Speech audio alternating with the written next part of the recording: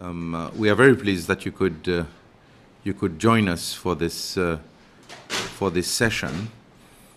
The reason why we've called you in is because you are one of the investors who have had some dealings with the FIU, and you've had monies in the bank forfeited. You've had assets forfeited. And in the work that we are doing, in the investigation that we are doing, we really want to go to the bottom of everything. And we want to know how certain things happened, because up to now, we're still in a bit of darkness. So this is the reason why we've called you, and we are very pleased that you've responded to our invitation. The procedure with the committee, there are two members who will be coming in just now.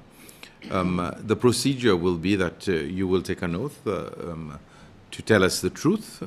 I'm sure Mr. Hermit has indicated to you how this will happen. And then from there, once you've taken the oath, I will introduce the members of the FPAC, and then we will start the interview. So if Mr. Emmett.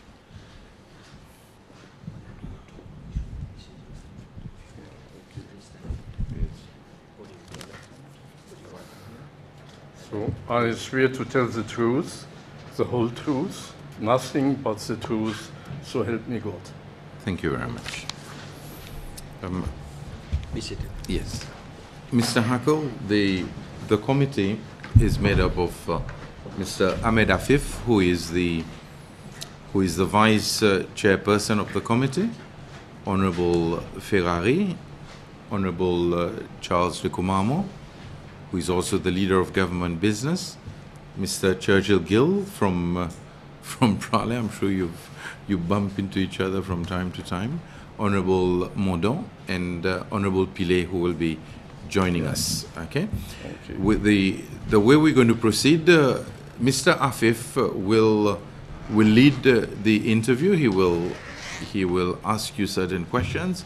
We'd like if you could be brief, to the point, and so that we can do the maximum. Okay. Okay. Would you like to say anything before we start? Well, actually, I wanted to explain everything in short, that you see what happened. I think it's not too long. It will take about maybe 10 minutes. Okay, go ahead. Give you go ahead. Some. Yes. So, dear committee members, I'd like to give you a short overview on the actions of the FIU, the Irish Financial Intelligence Unit, against me. In 2009, my Hotel Castello on Pralen, in my villa, my Beauvalon properties, my catamaran, motorboat, and cars were arrested by the FIU. They based this action on the reason that I was sentenced in Germany for exporting graphite products into Iran for military purposes, which was not permitted, and for which I served a respective sentence in Germany. My petition, presented by my lawyer, Frank Ali, to release my assets failed. The Chief Justice declined our request, although there was no law in the Seychelles to justify this action. I was then urged in December 2012, 3 years later, to sign an agreement out of court in London with the FIU representative Barry Gavin, assisted by Mrs. Audrey Adam, to get my hotel and villa back. I had urgently to care for my hotel business, which by then was in a neglected status. For this release, they demanded my Beauvalon Bay properties, my catamaran and motorboat, plus my Barclays bank accounts worth $1.2 million, plus a sum of 1.6 million euro to be transferred into a Paris bank account of the Central Bank of Seychelles. I was then also threatened to be arrested in the Seychelles if I would not comply with the request, although I have the Seychelles citizenship for a long time and been going to the country since 1972. I then followed the agreement, which was forced on me, and transferred the requested money amounts of 1.6 million euro into the Paris account and handed over my Barclays bank accounts of $1.2 million and my 2 boats. I then received the hotel and villa back, and only then I was allowed to return to the Seychelles again, which I did then in December 2012, just 2 weeks later. Well, I'm still embarrassed now in what radical way the FIU was acting on me to press all these assets and funds out of me, and totally unjustified. They created a case against me for which no legal basis under the law of the Republic of Seychelles existed. Presently, there are only my properties at Beauvalon, still returnable to me, and my catamaran boat lying in the water, neglected since 8 years. For all my stolen funds at Barclays and the Paris account, I hope you can help me to find it still. Thank you very much for your support in advance. Thank you very much, Mr. Hackle. I will now ask Mr. Afif to ask you some questions. Thank you, Mr. Hackle, for the explanation. I would first of all like to ask you, when was the date that you encountered a charge in Germany for which you said that there was a judgment against you? What date was that? 2008. 2008. Okay. And at legal action started, but okay, then the sentence was sometimes in May 2009. 2009. And then you also said that the action that was started against you in Seychelles was after the sentence in Germany. Well, it was even before. Even before? Even before, because okay, there were some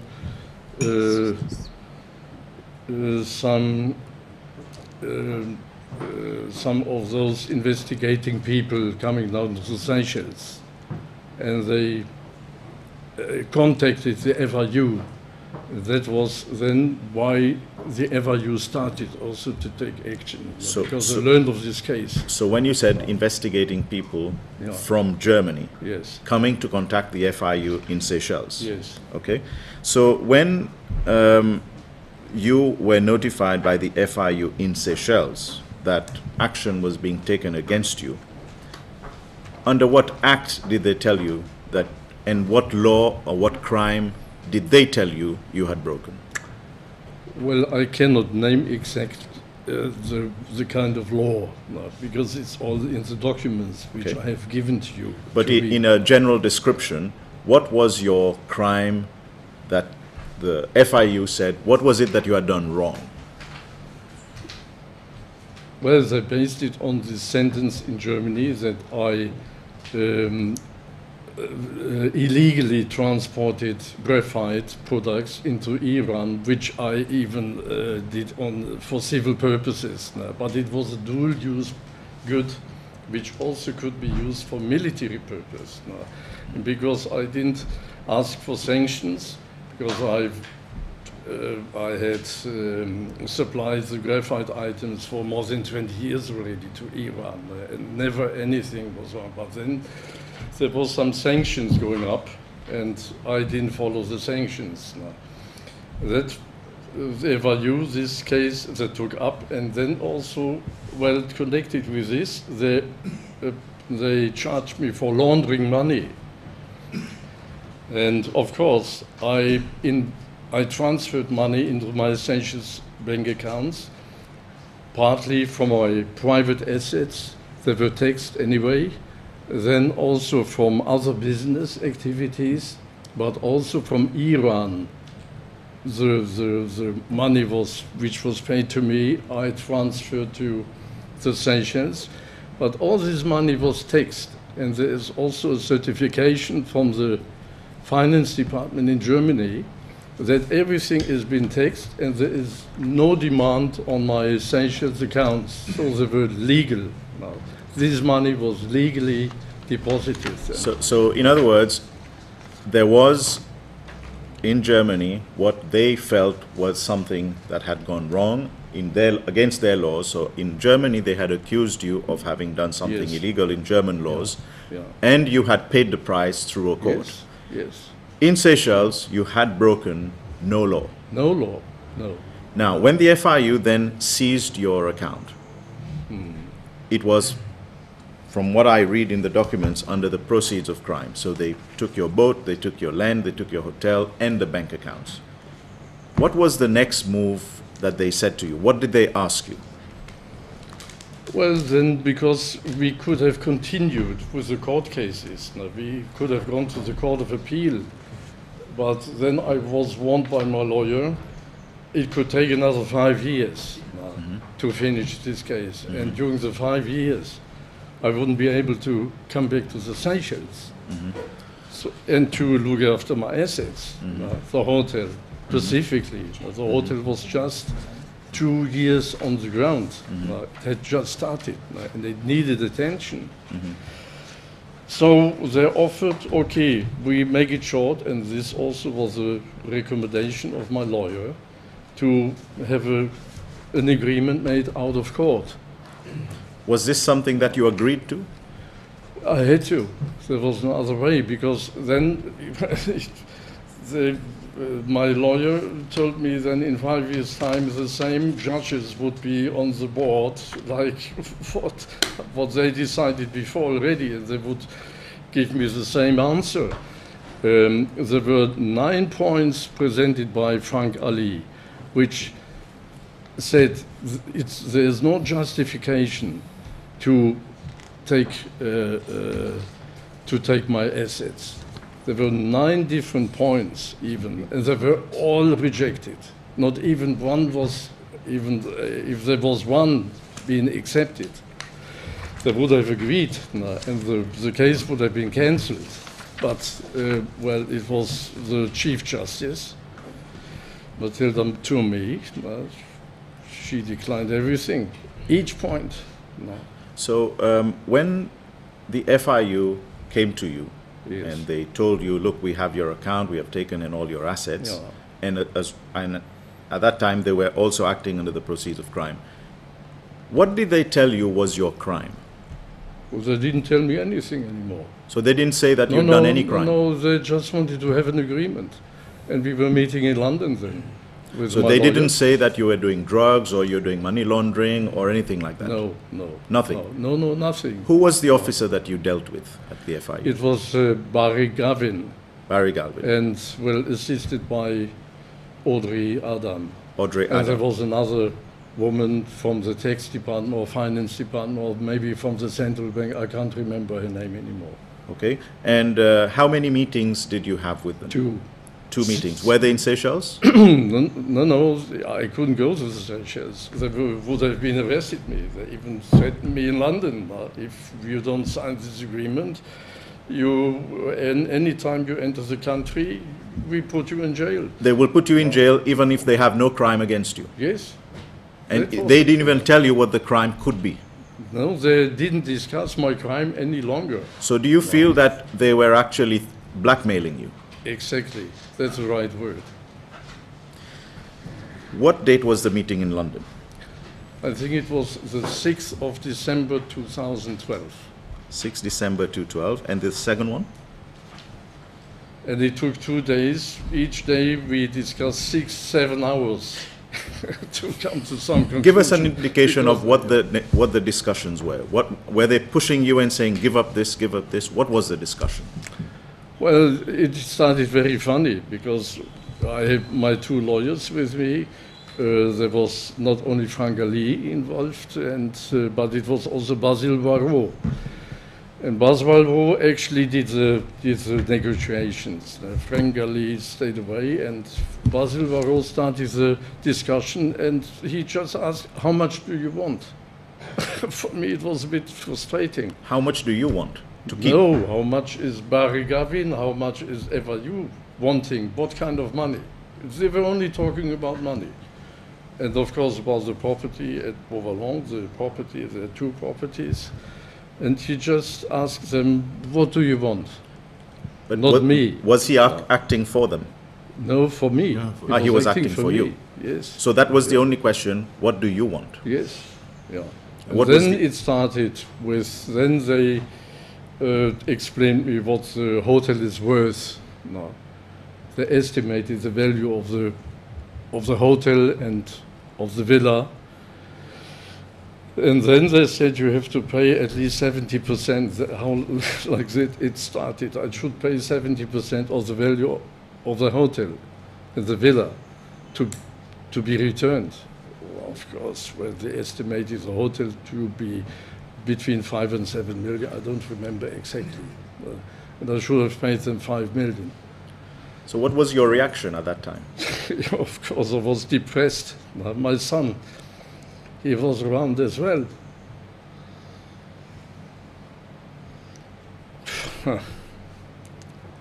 So that was the first meeting. Yes, and of course, we only talked about the sums. They were getting lower because we were So it was trying just hard to- bargaining. It was just bargaining. Yes, There was no concept of what crime you had done and what. No, that Nothing was of never that mentioned. No. Yes. Okay. But then also, they insisted to have the Beauvalon properties because they realized they are worth a lot of money additionally. And the catamaran and the motorboat, they also were thinking they are worth a lot of money. Until now, 3 years later, they didn't sell. They couldn't sell the properties at Beauvalon because there's some encroachment. It's a bit difficult to sell them, so they didn't succeed. And they had to return the properties to the Republic of Seychelles. That was the condition. When it came to the amounts that were to be settled in cash, euros or dollars, you mentioned $1.2 million and then 1.6 million euro Yes. to be transferred. Yeah. Were there any special arrangements for these transfers? Yes, yeah. Well, the bank accounts at Barclays Bank, they could get hold of it right away after I signed the agreement because they were there, the 1.2 million in the Barclays Bank accounts. There were 2 accounts, one 600,000 and the other one also close to. 1 million. And the 1.6 million euro, they asked me to transfer to this Paris bank account, but also to Paris Novobank bank account. Which I overlooked. This first million, I didn't have the money available. I had to go to the bank myself.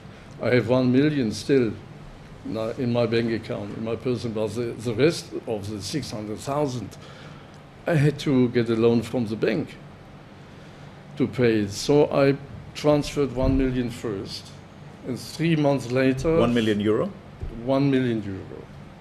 Which account did you to transfer? Paris, to the Paris account of Central Central, Central Bank Paris I was account. surprised the Central Bank would have a Paris account. Okay. But I followed. I had to follow everything what they demanded. Okay. And in this, in the judgment, there was a ruling to transfer part of it to a nouveau bank. yeah. This I neglected. I transferred it again to Paris account. I overlooked this clause in the agreement. Otherwise, I would have sent it to Novobank. So I sent it to the Paris account again.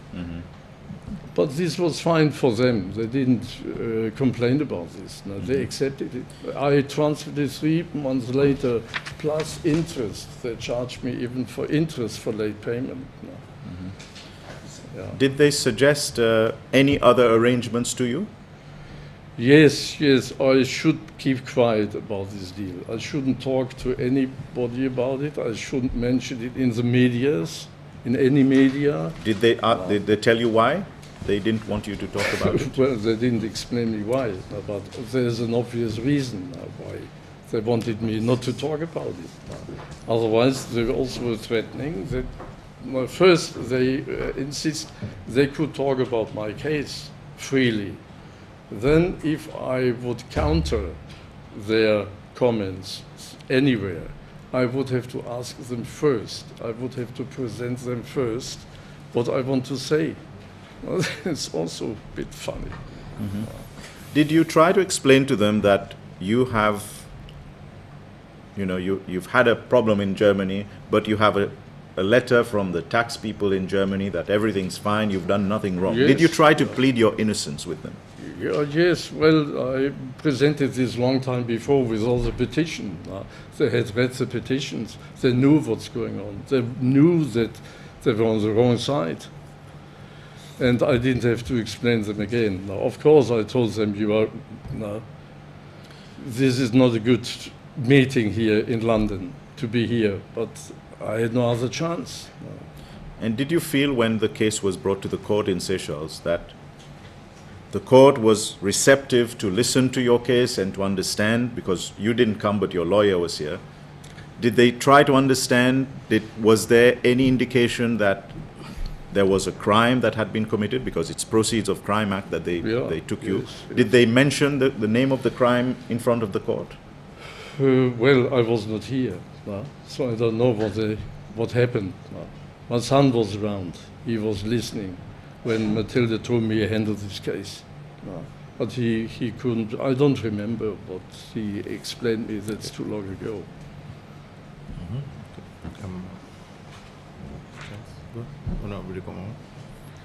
Thank you, Mr. Hackle, good day. Tell me, what is your involvement in, or involvement, I don't know if that word is correct, but how do you live in the Seychelles? What your involvement with the population? That's one point. And were you at any moment, at any point, involved in any illegal activities in the Seychelles, and that the authorities have arrest you or stop you to question you or some sort of on that? Never. What you mentioned? Okay. Answer that, and then he'll. No, I was never involved. Never. I was never confronted by anyone. No.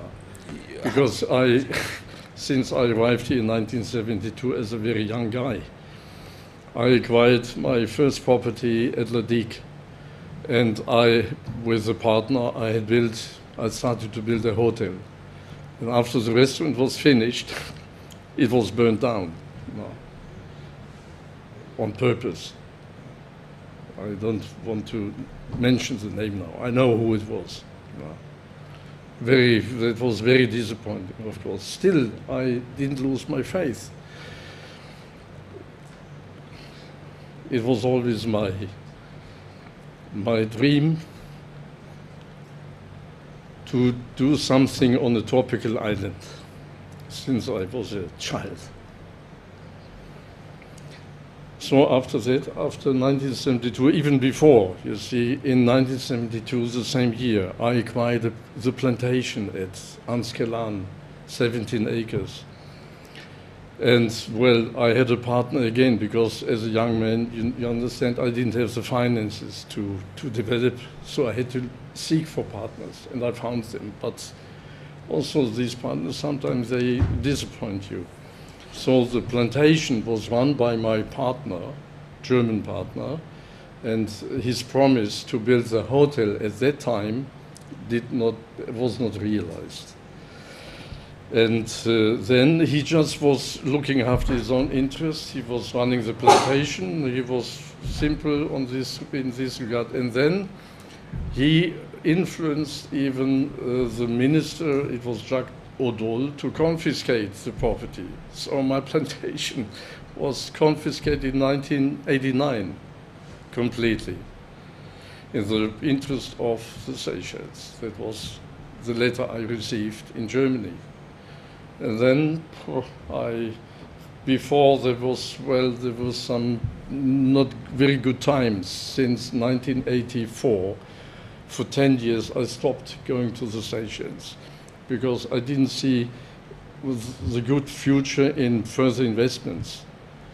And only in 94, I started to come back regularly again to also claim my property, the plantation, back. And well, I only got back not even 10%, no, 7% of the land. And then to build my hotel, I had to acquire the neighboring property, my old property, to pay for this again. Well, I did. I didn't lose my faith in a good development, which I still see now even better. I didn't give up. Well, then, this case with the FIU, that was, of course, also confronting me, and well, and I was very disappointed. How do you mix, or how did you mix, and continue to do so probably, with the local population? Oh, very much, yes. I have many friends. Any special think friends? Everybody, so many people know Pralin, Adix, Mahe?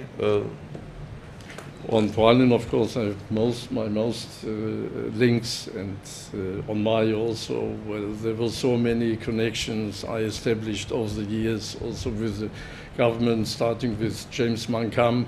He favored, and David Joubert, he favored my projects. They proved at that time the sanctions were still colonial, and I had to get sanctioned, and they supported me to get sanctions to buy the properties. So from the very beginning, the social activities and with the population was a very good one, a very pleasant one. You mentioned in your report about other activities you do. Can you elaborate a little bit and tell us also, was the conduct or action of the FIU a determined role? Did it have a determined role or effect on your case in Germany? No, it was. The German case was independent. Independent. No. They didn't care about what I'm doing in the Seychelles. No. They, of course, learned what kind of activities, that I have a hotel, that I have a house and other properties. No. This is all known in Germany to the finance department and to any other department of interest. No. So it's an open book, what I'm doing here. They know exactly, and I have to pay my taxes. If there is no double tax agreement, which I would ask you to look at it, also in the near future, to have a double tax agreement between Seychelles and Germany. It helps, because everything what is being taxed here, it will be taxed again in Germany with 40% again. So all this I was confronted with, well, for the moment, because the hotel for the first 8 years was not running into a big profit, and with all the abbreviation, I didn't make a financial profit, a tax profit. So I didn't have to tax any. But in future, of course, now the hotel is running fine. We got it off the ground. It's a very nice venture now. I'm happy. But it was a long way. Okay. Honorable Pide? Thank you, Mr. Chair. I just want to go back to we started with timeline for when the business started. You said that there was a court case against you in Germany, there was a criminal case against you in Germany for evading, was it EU sanctions you're talking about here? Yeah, well, the EU sanctions, they didn't even exist, but there was a report by the Department of Foreign Affairs. If my actions were damaging the reputation of Germany, that was the reason. That was the actual case. you know, the Americans were introducing, the Israelis were introducing these kind of sanctions. But at that time, they didn't even exist. I should not have been. The particulars of your case, were they that you were selling graphite which could be used in uranium enrichment in Iran? Was that the particulars of your case at the time? Yes, only that. Yeah. Which at the time there was an embargo on Well, supplying no, Iran with there that kind of material. Yeah, there was no sanctions, there was no real embargo yet. It only came later. But because it was in preparational, on a preparational way, they then got a report or a comment from the Ministry of Foreign Affairs if this would harm now the relationship with Israel or America. But if it would harm the reputation of the Republic were of you Germany. convicted for that? Yes. Were you found guilty for the offense which the German authorities stated as being supplying graphite which would contribute to uranium enrichment to Iran? Yes. Were you found guilty of that offense? Yes. You were found guilty of that offense. Yeah. And how long were you sentenced for? Well, I was sentenced for 6 years, but they released me after into an open arrangement after less than 2 years already, because they also realized it was already agreed upon. They only wanted to show also that they are hard on things like this. Okay. Because the Americans were watching. All right. So after all, I was totally back after 3.5 years. All right. So, given that at that time, the sale of the graphite to Iran was considered as a criminal activity. Yeah. Therefore, the money which you had made from the sale would be construed as obtained from a criminal activity. Wasn't that the determination of the German court, or wasn't that the understanding or the inference, the conclusion of that? Given that you were convicted for the offense, found guilty, and there was a sale of graphite which you had made to Iran, and therefore the money which would have been obtained from that sale would then be proceeds of a crime. Isn't that correct? Yes. Based on the judgment which was given against you in the Seychelles, of which I have a copy here, which can be obtained online by any other member. Yeah. In that judgment, it is stated that you had not disputed that the funds and properties forfeited in Seychelles were derived from criminal conduct in Germany. Yeah. You did not dispute the fact that the funds that were seized here had been derived from criminal conduct. Yes. So therefore, that under an application under the Process of Crime Act, the government, the FIU, at the time, in relation to that particular aspect of things, was right in intervening in that was. I'm not talking about the deal that was made. I'm talking about the process here. I want to understand the process correctly. Yes. That is correct, because that is based on the judgment which was rendered against you. That is the reason they have given. Yes. Okay. No. Now, although it was sentenced already, and I had to pay a penalty amount, so actually it was a legal amount. Because when you were sentenced in Germany, you had to pay an amount? Yes, 705,000. Where the German as a contribution. Did you make the German authorities aware of the proceeds of the money which you had received for the sale at the time of your conviction? Yes. They were aware that you had made. Got here and they money. got all the bank accounts. No. Okay. They looked at all the. So all figures. these bank accounts were in the Seychelles, and you are telling us that the German authorities was aware of every single property which you had in the Seychelles, which you had obtained, or maybe not obtained through the sale, which you have not disputed that the sale was a proceeds of criminal activity. Now, given that this is the case, why did you not then make an application towards the German government to help me, to ask them to intervene on the basis that your funds, in your opinion, were being illegally detained or seized in Seychelles? Why did you not make that application? I did. And what was the result of that application? Well, the reason of the application. What was the result of the application? The result, well, the refusal said they don't interfere into the political decisions of the Seychelles. They were not interested. They were not interested. Were you given a reason in writing why the German government would not assist one of its citizens overseas in repatriating his or her funds that had been, according to that citizen, illegally seized by an entity in that Yeah. foreign country. Well, I was surprised they didn't help me. They So they didn't only help. gave me a short letter that is an eternal matter of the Seychelles. So if Yeah. we were to pursue this investigation and ask Yeah. through the German diplomatic presence here as to whether an application was made by you Mm. to look into this matter with the FIU, we would find that you did make a written request to the German government to have them intervene in relation to this issue with the FIU. Would we find that request? Did you make that request?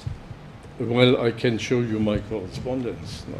Because I don't have the correspondence which Honorable Afif has. I don't Well, have the maybe copy of that I letter. did not give this kind of correspondence to you. I didn't think, because my files are huge, no, and I gave you the main things.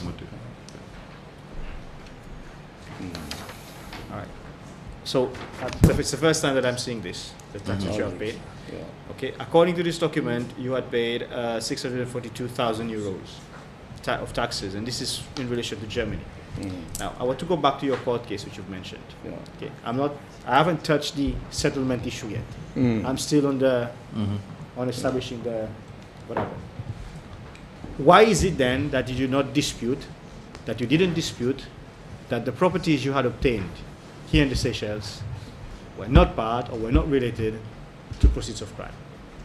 According to the judgment that was given against you, there was no dispute on your part that those properties had been derived from the proceeds and the sale of the graphite to the No, Iran. the properties had nothing to do with the money which was transferred. It was in the account. I do understand what Yeah. I do understand you, but how much money then, if you can answer us, how much Yeah. money did you make from the sale of the graphite to Iran?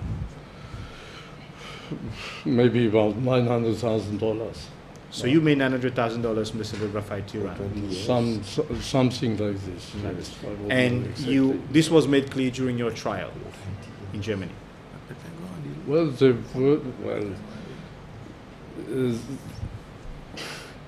it's a bit complicated now to restructure. I will restructure the question. Okay, I will ask you the question.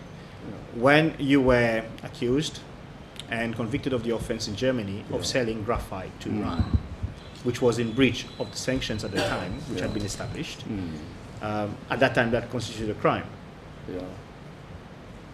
Were you asked by the German government to report how much money you had made from the sale of the graphite? Yes.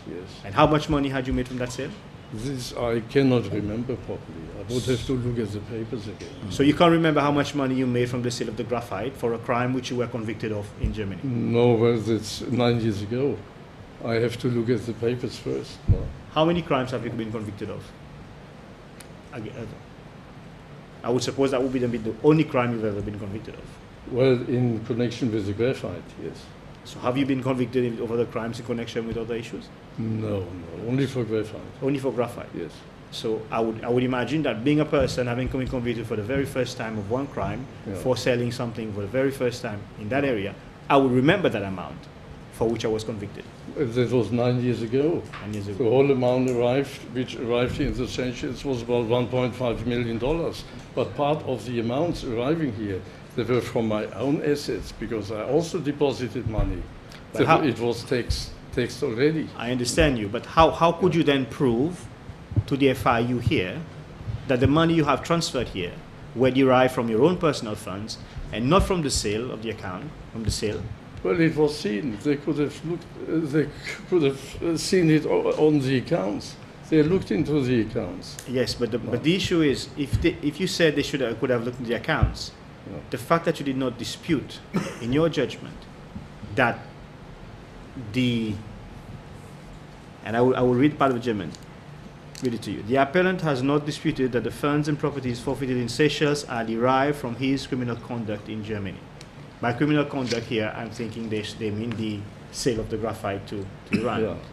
So, given that you did not dispute this, and it is unclear as to how much money you made from the sale, how Well, could- is it of any concern if I made 700 or 900,000? but it is of concern because your funds were seized under the Proceeds of Crime Act What I'm trying to establish was whether the FIU, in seizing your funds, were acting within their mandate to seize your funds under the Proceeds of Crime Act or under the AML Act, or whether they had overstepped their boundaries, as you have stated they may have in seizing your funds. So this is what I just wanted to try and establish. Yes, I understand what you want to say, but they just seized the whole, all accounts, the whole amount. Okay, including my deposits, including other business deposits, which arrive from other countries. No. Okay, so we have established that you are not sure how much money you made from the sale of the uranium, of the graphite to Iran, which was at the time considered a breach in Germany of the sanctions, and that you are sure how much of the proceeds you transferred to the Seychelles, and that had FIU acted, they should have acted on the proceeds which you are transferred from that crime to the Seychelles and not on your own funds. Is that what you're trying to tell us? That's right. That's yes. Right. They just seized everything. They just seized without everything. any. And this difference. is where you feel they have been unreasonable. Yes, at the time anyway. So you see where I'm getting at That here. was the first offense in my eyes was done wrong. And then also after I taxed everything legally the same year, 2009. I think, I don't know what Well, the letter is. Has been. I've got the letter here, but until you tell me, you tell us how much you made actually out of the sale of the graphite, They still continued after. No. But I think this is not right. I mean, yes, but it is continue. material. But don't. I mean, we're not a court. I mean, I know we're not a court, but what we are establishing is the way the FIU acted. I think this is what is of concern to us. Yes, we Mr. don't Chair. want to go into the offence. What the court, it's the manner in which those out of court settlements. I think this is the point that we want to Yes, pursue. Mr. Chair, but I think Yes. it is material for us in this investigation for us to establish, on the basis that the FIU decided to act against Mr. Hackle, Yeah. we need to ensure that there was an element of fairness. Yes. Fairness by the fact that Mr. Hackle had a certain amount of funds in his bank account that could have been derived from his legitimate business concerns, Yes. and also from perhaps the sale of the graphite to Iran.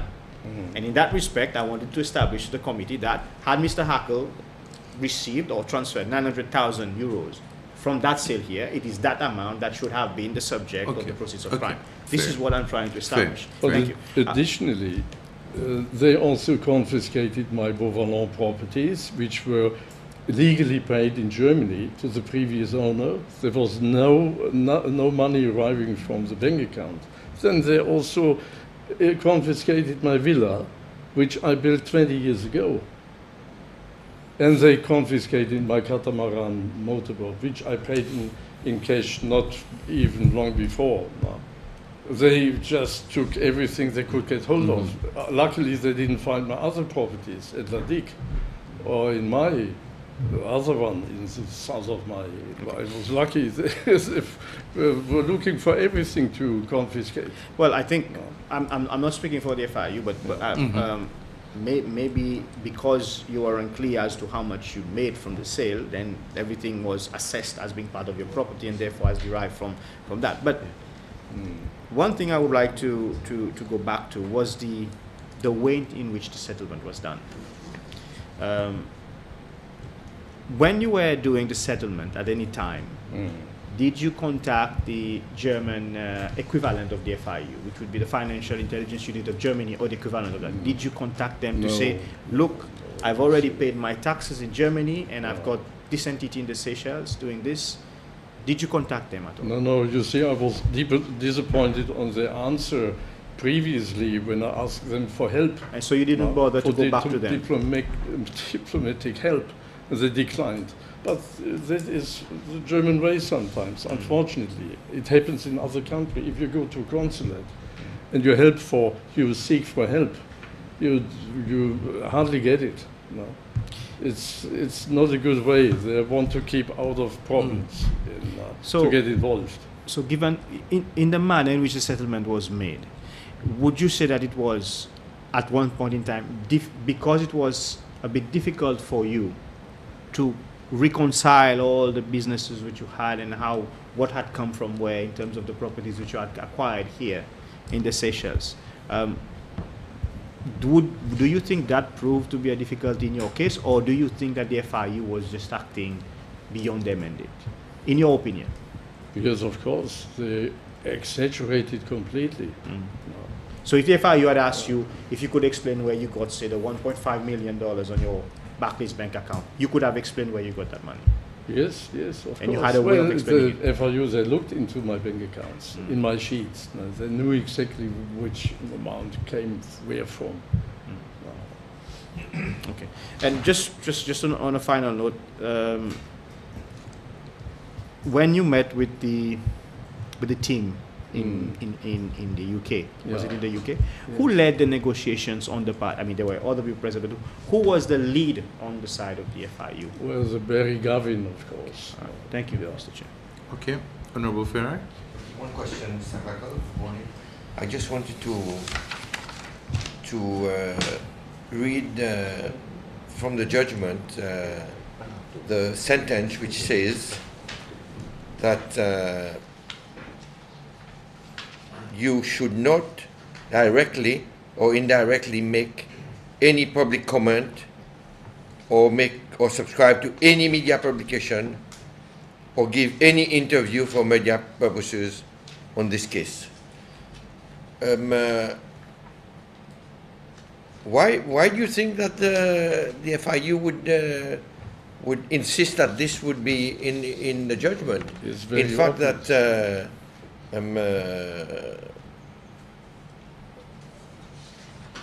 Well, they because was- if everything is clear, Yes, they were not feeling well. They knew the deal was wrong. No. And if I would have published it, or if I would have gone back to a legal action here, or to present it to the court, or to appeal on this, depending on who is sitting on the courts, I must say, sometimes, they wouldn't feel fine. That is the reason they didn't want me to disclose and to talk about this subject. I have breached this promise now. I hope it doesn't affect me. okay, that's my only question. Honorable Madam. Thank you, Mr. Chair. Can you give us a rough figure how much you invested in Seychelles and how much you've lost through the process? And secondly, did you try to tell anybody your story? What happened?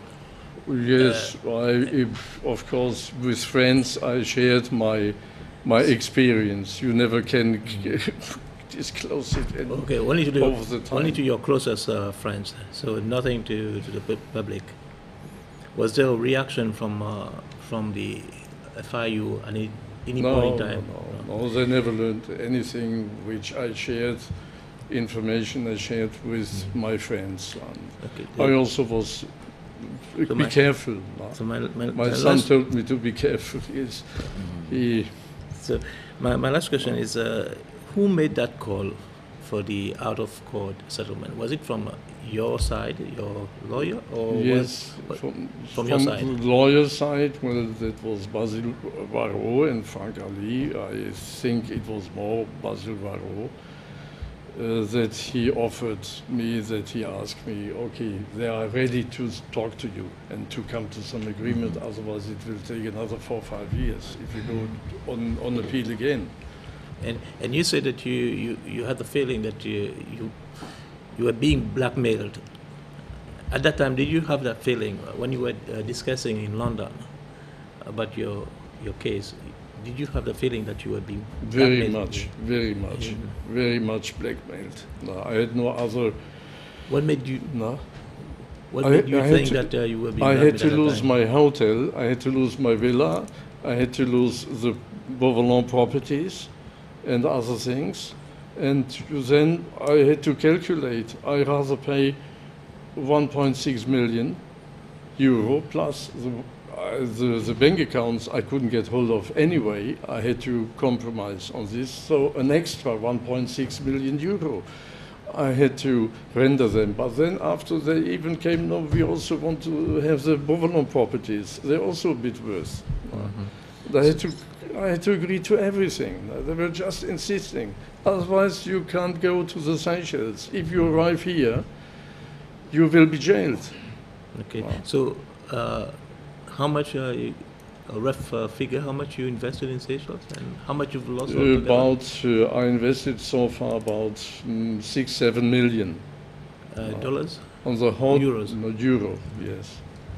On my hotel, on the properties. I bought other properties on Mahi.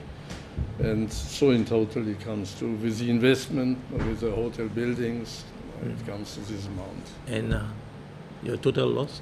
How much you lost? The total loss was now, well, if you put it together in euro, it's 2.5 plus property at the properties at Beauvalon. It comes to around 3 million euro. Okay. Mr.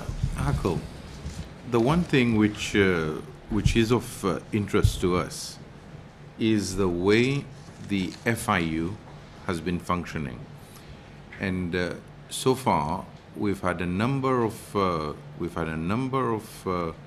cases where there's been an out-of-court settlement. This seems to be the way they functioned. Out-of-court settlement, and then with the agreed settlement being brought to court. In your case, they agreed not to confiscate your hotel and your villa on Prale if you agreed to hand over all the other, including your bank accounts, the two bank accounts at Barclays, 1.2, and also you had to pay them 1.6 million plus the two motorboats. Were you in agreement with this out-of-court settlement simply because you wanted to keep some of your property? Is that the only reason why you agreed? Yes, and also to be able to come back to the Seychelles. So basically, what the FIU was saying to you, based on the line of questioning that Mr. Pillay, Honorable Pillay, led, was that they were basically picking on everything that you had, linking it to the graphite case. Yeah. But at the same time, they were telling you you could keep some of what they would describe as being dirty money by allowing you to keep your hotel.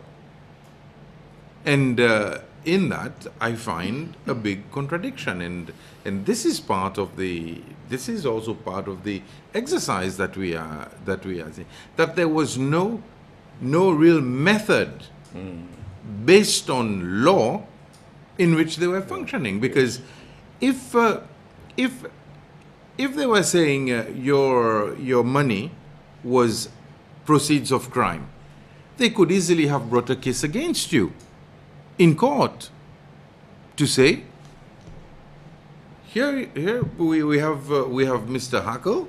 I mean, this money that he has is proceeds of crime, and therefore we want the court to punish him. But this was not what happened. No, that would have taken too long for them. They wanted to grab on my assets before another case would last another 4 or 5 years. But when they told you that you would be arrested under which law? They didn't explain me. They just told me, when you come to the Senate, you don't... even when they started, even I signed the agreement, before I signed it, they said, well, when we get to this agreement, we don't allow you to come back to the Seychelles before 6 months' time. They were afraid that I get here, that the case was still cooking, and that there were some motions among the public. And then finally, when I signed, they agreed, oh yeah, you have to come back, you can come back in 3 months. No, then Adam, I think Mrs. Adam influenced, no, you come back anytime now.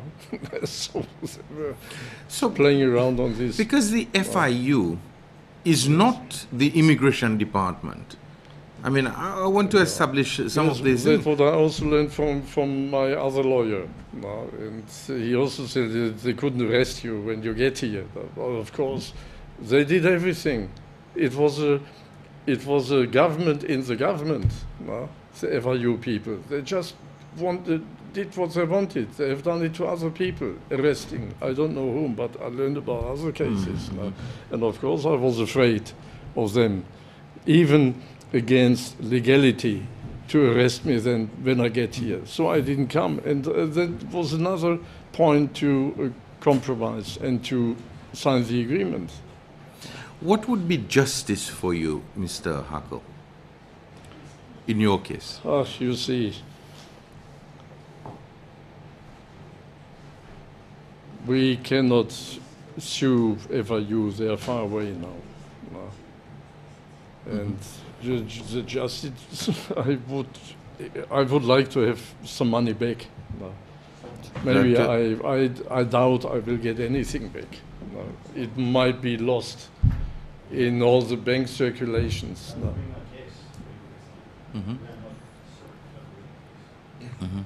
So for you, justice would be, I mean, your property at Bellom, at Beauvallon. Well, the Beauvallon property, yes, since it is here, it is now in the possession of the Republic of Seychelles. I hope this will be returned to me. And the catamaran, well, it's lying 8 years in the water. I don't know if it's really worthwhile picking it up. You can imagine, it doesn't look too bad. I looked at it. The status, but you never know how it is underneath and it still has to be done. Therefore, I don't know if I want to have it back or not. That I have to leave to the experts. But for the Beauvallon properties, I really, I look forward to get these back. But you are also confirming with us that, well, through the papers, that you had already paid all the taxes that needed to be paid. Yes, yes. I'm very clean in everything. So basically, the money, you had been sentenced for a crime in Germany. I mean, this whole transfer. But the German government had recognized that you had placed the money in German banks and you had paid the taxes. Yeah. Yes. So basically, the FIU was acting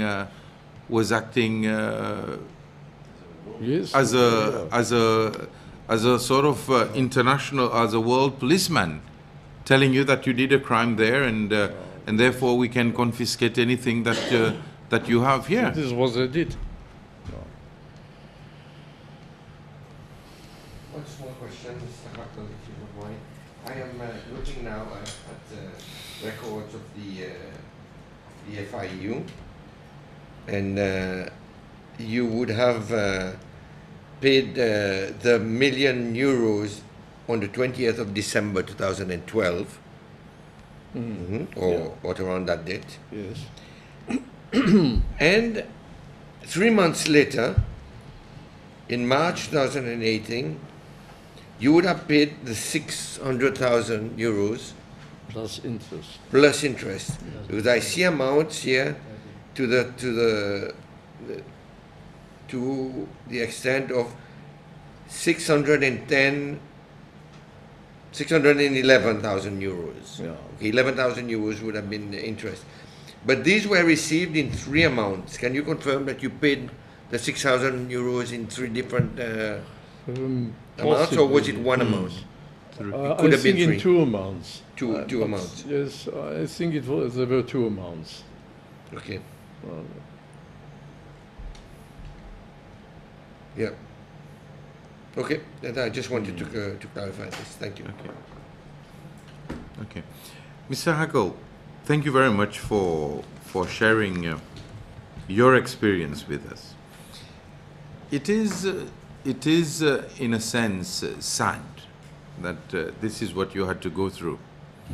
And as part of the exercise that we are doing, we also, I mean, if need be, we will be making recommendations on certain aspects of the work of the FIU, because we are seeing, in fact, a lot of loopholes, and maybe I should be one who, as the chairperson of this committee, and as we continue to do our work and the suffering that you have expressed, we will do whatever we can to put forward injustices that we've found. I mean, to have a case resolved in London under major threat, and this is something that again, I mean, I just don't understand how the court actually accepted, because it goes totally against the Constitution. Freedom of expression is a right in our Constitution, and for an out-of-court settlement on the part of government to state that you will not directly or indirectly make any statement to the press, this goes against the very essence of our Constitution in claiming that we have the right of expression. And this also points to the fact that the FIU knew that they were doing something which was totally wrong. And if we were to interview a lot of those people, and we have recordings, then probably we would find other things. So, Mr. Hackle, thank you very much for coming to tell us your story, and I think you've been most helpful. Well, thank you very much. Thank you, committee members, for Okay. listening to me, to my concern. We will now take a break, and we invite you to come and share a cup of coffee with us. Yes. Okay, thank you. It's a pleasure.